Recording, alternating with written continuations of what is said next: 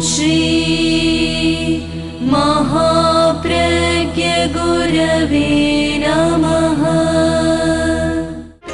जिसके सांसों में रहता है शाश्वत शांति का स्पंदन, उस महाप्रज्ञ को वंदन, उस महाप्रज्ञ को वंदन। सत्य अहिंसा अनेकांत को अर्पित जिसका तन मन, उस महाप्रज्ञ को वंदन, उस महाप्रज्ञ को वंदन। जिसके सांसों में रहता है शाश्वत शांति का स्पंदन, उस महाप्रज्ञ को वंदन, उस महाप्रज्ञ को वंदन।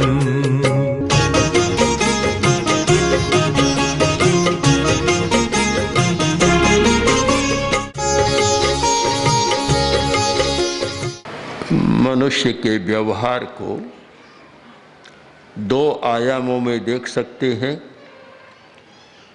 एक क्रियात्मक व्यवहार और दूसरा प्रतिक्रियात्मक व्यवहार। जब तक वह द्वंद्वों की परिधि में रहता है, तब तक उसका व्यवहार प्रतिक्रियात्मक अधिक हो जाता है। जो व्यक्ति द्वंद्वातीत चेतना में चला जाता है, उसका व्यवहार क्रियात्मक रहता है और वह क्रियात्मक व्यवहार ही एक प्रसन्नता का वरदान देता है। हर्ष और शोक सब परिचित है। प्रसन्नता को बहुत कम लोग जानते हैं और बहुत कम ऐसे भाग्यशाली लोग हैं जिन्हें प्रसन्नता का वरदान प्राप्त है। सबसे बड़ा वरदान है ये, जीवन की सबसे बड़ी उपलब्धि है जो प्रसन्न रहना जानता है। हर्ष और शोक ये सारे द्वंद्वों के साथ चलते हैं। अध्यात्म शास्त्रों में, मंत्र शास्त्रों में, तंत्र शास्त्रों में कुछ द्वंद्वों का उल्लेख है। लाभा लाभे शुभे दुखे, लाभ और अलाभ का एक द्वंद्व है। सुख और दुख का एक द्वंद्व है। जीविये मरणे तहा, जीवन और मरण का एक द्वंद्व है। तहा मानाव माणेशु, मान और अपमान का भी एक द्वंद्व है। सत्कार और असत्कार, निंदा और प्रशंसा का एक द्वंद्व है। ऐसे अनेक द्वंद्व हैं, युगल है, जोड़ी है और मनुष्य इनको जी रहा है। अच्छा संवाद मिला कि आज इतनी अधिक बिक्री हुई कि आज तक नहीं हुई और बहुत आर्थिक लाभ हुआ है। आदमी खुश हो गया। इसे प्रसन्नता नहीं कहना है। अगर प्रसन्न कहोगे तो गलत हो जाएगा। खुश हो गया, हर्ष हुआ उसके मन में। हृष्ट शब्द आता है आगम साहित्य में, संस्कृत में भी है। हठ तुठा, हृष्ट तुष्ट हो गया, हृष्ट हो गया यानी हर्ष से आप्लावित हो गया, मन हर्ष से भर गया। यह हर्ष एक द्वंद्व से पैदा हुआ है। लाभ हुआ इसलिए हर्ष हो गया। 6 महीना के अंतराल में संवाद मिला कि आज दुकान में डकैती हो गई और बहुत भारी कीमती वस्तुएं चली गई। दुख हो गया। जब मिला था तो हर्ष हुआ, चला गया तो शोक हो गया। हर्ष और शोक यह द्वंद्व है और इस द्वंद्व का जीवन सब लोग जी रहे हैं, कभी राजी और कभी नाराज, कभी खुशी होती है, कभी दुख हो जाता है, कष्ट होता है। यह द्वंद्वात्मक दुनिया का एक द्वंद्व, और जिस द्वंद्व में सब लोग जी रहे हैं। द्वंद्वात्मक चेतना में जीने वाला कोई प्रसन्न नहीं रह सकता। प्रसन्नता हमारी चेतना की एक विशिष्ट अवस्था है, और वह अवस्था कि जहाँ आंतरिक आनंद की अनुभूति है, जहाँ कोई कष्ट नहीं है, उसका प्रतिपक्ष नहीं है। हर्ष का प्रतिपक्ष है शोक, और प्रसन्नता का कोई प्रतिपक्ष नहीं है। अगर आप उदासी को माने तो उदासी उसका प्रतिपक्ष नहीं हो सकता। उदासी भी द्वंद्वात्मक स्थितियों से होने वाली है, वह भी खुशी नाखुशी से जुड़ी हुई बात है। प्रसन्नता यह निर्मलता है, चेतना की पवित्रता है। आकाश में बादल छा गए, घटाएं उमड़ गई, आकाशम आच्छन्नम, संस्कृत में लिखा जाएगा आकाशम आच्छन्नम, आकाश ढक गया, आच्छन्न हो गया। बादल चले गए, घटाएं चली गई, अब कुछ भी नहीं है, आकाश एकदम उजला हो गया। हम कहेंगे प्रसन्नम आकाशम, आकाश प्रसन्न हो गया। यानी बाहर से कुछ आया था, इसलिए आकाश आच्छन्न हो गया। जो बाहर से आया था वह चला गया, तो आकाश प्रसन्नम आकाशम, आकाश प्रसन्न हो गया। यह उसकी प्रसन्नता है, प्रसन्न है। वह प्रसन्नता, चेतना की अपवित्रता चली जाती है, तब आदमी प्रसन्न होता है। सुख दुख में लाभालाभ का द्वंद्व है, वैसे ही सुख दुख का एक जोड़ा है। जीवन मरण का भी जोड़ा है। बहुत लोग मौत से बहुत डरते, जानते हैं सच्चाई को कि मौत होती है, फिर भी डरते बहुत है। कुछ लोग तो शायद डर डर में मौत बाद में आने वाली हो तो पहले आमंत्रित कर लेते, बुला लेते हैं कि भाई जल्दी आ जाओ। डर होता है। कभी कभी परिस्थिति में आदमी मौत को भी बुलाता है। एक लकड़हारा जंगल में लकड़ियां काटने जाता था।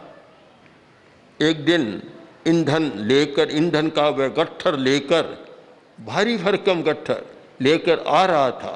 परेशान हो गया, बहुत परेशान।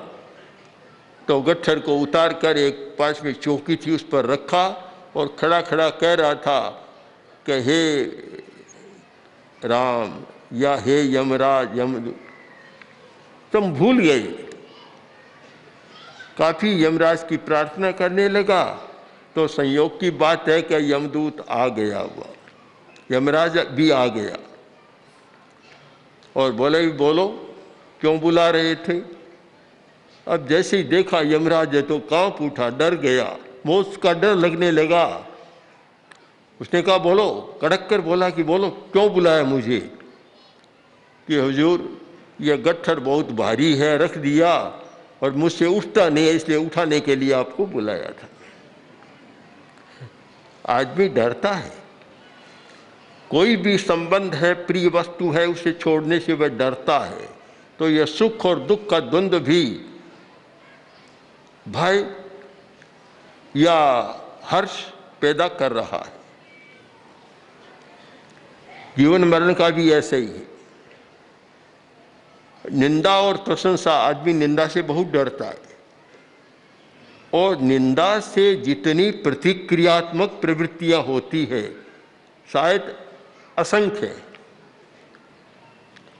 तूने ऐसा क्यों किया कि उस व्यक्ति ने मेरी निंदा की थी, वह निंदा कर रहा था, तब मुझे ये एक्शन, ये कदम उठाना पड़ा, काम करना पड़ा।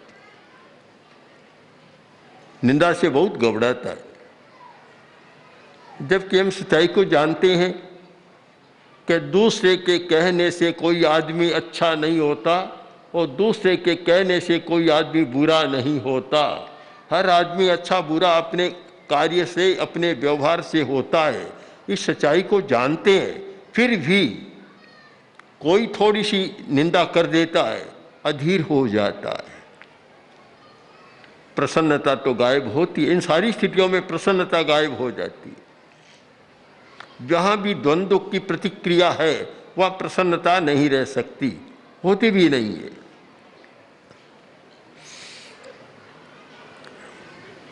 मान और अपमान की भी यही स्थिति है। तो फिर हम क्या करें? एक सामान्य आदमी इनके घेरे में जीता है, उसे जीना पड़ता है। इस बिंदु पर आकर ही हमें सोचने को बाध्य होना पड़ता है कि जीवन की एक भूमिका अर्थ और काम की भूमिका है और एक भूमिका धर्म की और अध्यात्म की भूमिका है।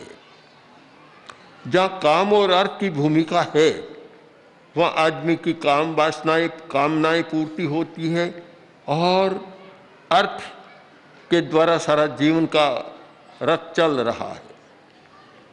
किंतु जहाँ काम और अर्थ का संसार है वहाँ हर्ष, शोक, भय, अभय आदि आदि का होना अनिवार्य है।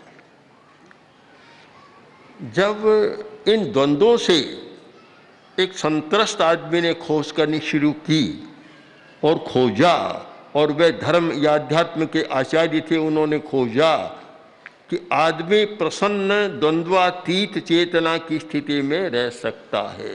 जब तक द्वंद्व की स्थिति में रहेगा, चाहे गृहस्थ हो, चाहे साधु सन्यासी हो, कोई भी हो जाए, वह प्रसन्न नहीं रह सकता। प्रसन्नता हमारी अखंड होती है, खंडित नहीं होती। जिस व्यक्ति ने प्रसन्नता के रहस्य को समझा वह यह नहीं कहेगा कि कल तो मैं प्रसन्न था और आज मैं प्रसन्न नहीं हूँ। उसने प्रसन्नता को समझा नहीं। यह तो कह सकता है कल मैं हर्ष में था और आज हर्ष में नहीं हूँ, यह तो कह सकता है। पर प्रसन्नता तो एक शाश्वती स्थिति है चेतना की, कि वह जब प्रकट हो गई हर स्थिति में आदमी प्रसन्न रहता है। जैसे अच्छी सुविधा मिली तो भी प्रसन्न है, और कठिन से कठिन दुविधा की स्थिति बनी तो भी प्रसन्न है। उसकी प्रसन्नता को कोई खंडित नहीं कर सकता। एक छोटा बच्चा, उसने अपनी ही बहन को ऐसे मार डाला। तो 5 वर्ष 7 वर्ष का बच्चा था। तो उसने पूछा गया जब न्यायालय में कि तूने ऐसा क्यों किया, कि मैंने ऐसा टीवी में देखा था कि एक आदमी मारता है, कैसे मारता है, मुझे अच्छा लगा, मैंने वह कर दिया काम। प्रभावित हो जाता है। द्वंद्व की चेतना में जीने वाला बाहरी घटनाओं से बहुत प्रभावित होता है। चाहे अज्ञानी कह दो, चाहे द्वंद्व की चेतना में जीने वाला आदमी, वह बहुत प्रभावित हो जाता है। दृश्य देखता है, नाटक देखता है, अभिनय देखता है और कुछ देखता है, कभी हंसने लग जाता है, कभी रोने लग जाता है, कभी आंखों में आंसू इतने बहने लग जाते हैं। उसका कुछ नहीं बिगड़ा, पर उसकी भाव संवेदना जागृत होती है, वैसा व्यवहार करने लग जाता है। तो ये सारा व्यवहार एक द्वंद्वात्मक चेतना का व्यवहार कहो, चाहे प्रतिक्रियात्मक व्यवहार, हमारी स्वतंत्र क्रिया नहीं है। कर्ता, संस्कृत में कर्ता की परिभाषा दी गई है कि स्वतंत्र कर्ता। कर्ता कौन होता है? जो स्वतंत्र, कर्म कभी स्वतंत्र नहीं होता, कर्ता के अधीन होता है। कर्ता है स्वतंत्र कर्ता, जो स्वतंत्र है। हम एक जैविक दृष्टि से इस पर विचार करें। हमारी स्वतंत्रता, यानी चींटी छोटा सा प्राणी है, उसकी भी स्वतंत्रता है कि वह जब चाहे तो पटरी पर चले, चाहे तो नीचे उतर जाए, क्योंकि प्राणी है, उसमें स्वतंत्रता उसका स्वभाव है। रेल तो ऐसा नहीं कर सकती, चींटी कर सकती है, रेल नहीं कर सकती। रेल के लिए अगर यह नियम हो कि जब चाहे तो पटरी पर चले, जब चाहे तब नीचे चलने लग जाए, तो सारा मामला गड़बड़ा जाता है। स्वतंत्र होता है। स्वतंत्र कौन हो सकता है कि जो अप्रभावित रहना जानता है। और अप्रभावित कौन रह सकता है? जो द्वंद्वातीत चेतना की भूमिका में जीता है। अभ्यास करना जरूरी है सबके लिए। अगर एक गृहस्थ भी द्वंद्वात्मक चेतना में जीता है, द्वंद्वों की चेतना में जीता है, और एक गृह त्यागी साधु सन्यासी हो गया और वह भी द्वंद्वों की चेतना में जीता है, तो शायद वह साधुता वहाँ फलित नहीं होती, उसका अर्थ नहीं होता, और उसने शायद साधुता को समझा नहीं है। कभी कभी होता है किसी साधक की माँ का देहावसान हो गया और आंखों में आंसू छलक पड़े पुत्र या पुत्री के। हमारे पास आए। मैंने कहा ये क्यों? जब इस पाठ को पढ़ा, एगो में सासवो अप्पा नान दंसन संजू शेषा में बाहिरा भावा सब्बे संजोग लक्षणा। या तो इसको पढ़ा नहीं, या इसके मर्म को समझा नहीं, या साधना को समझा नहीं, और वह का वही मोहानुबंध रहा बराबर, तो फिर द्वंद्वात्मक चेतना में जी रहे हैं। अगर साधु साध्वियों में, सन्यासियों में जो गृह त्यागी हैं, उनमें भी यह सुख दुखात्मक संवेदना एक गृहस्थ की भांति चलती रहे, तो फिर भेद रेखा खींचना बड़ा कठिन है। केवल बेस अलग है, ये तो खींचा जा सकता है, यह रेखा खींची जा सकती है, बेस अलग है, पहचान अलग है, नाम अलग है, ये तो हो सकता है। पर साधुता और गारहस्थ्य, इन दोनों के बीच में भेद रेखा खींचना बहुत कठिन हो जाता है। हम इन शब्दों पर ध्यान दें। द्वंद्व चेतना और द्वंद्वातीत चेतना। अगर वीतराग साधना करना है, वीतरागता की दिशा में जाना है, तो द्वंद्वातीत चेतना में जीना होगा। और जब तक द्वंद्वों की चेतना में जिएंगे, तो फिर वीतराग को थैले में या पेटी में किसी में बंद कर और संदूक को भीतर रख देना चाहिए। कुछ हो नहीं सकता। बहुत गहराई से विचार करें। मैं फिर उन शब्दों को दोहराना चाहता हूँ। क्रियात्मक चेतना और प्रतिक्रियात्मक चेतना। सब चिंतन करें कि मैं क्रियात्मक चेतना से कितना काम करता हूँ और प्रतिक्रियात्मक चेतना से कितना काम करता हूँ। जब क्रियात्मक चेतना से काम होता है, वह हमारा व्यवहार एक पवित्र व्यवहार होता है। जब प्रतिक्रियात्मक चेतना से होता है, अच्छा नहीं होता। किसी साधु ने किसी साधु से कहा कि गृहस्थ के घर जाओ और पानी लेकर आ जाओ। पानी लेकर आया तो आधा तो भूमि शरणम, नीचे झूल गया, कपड़े गीले हो गए।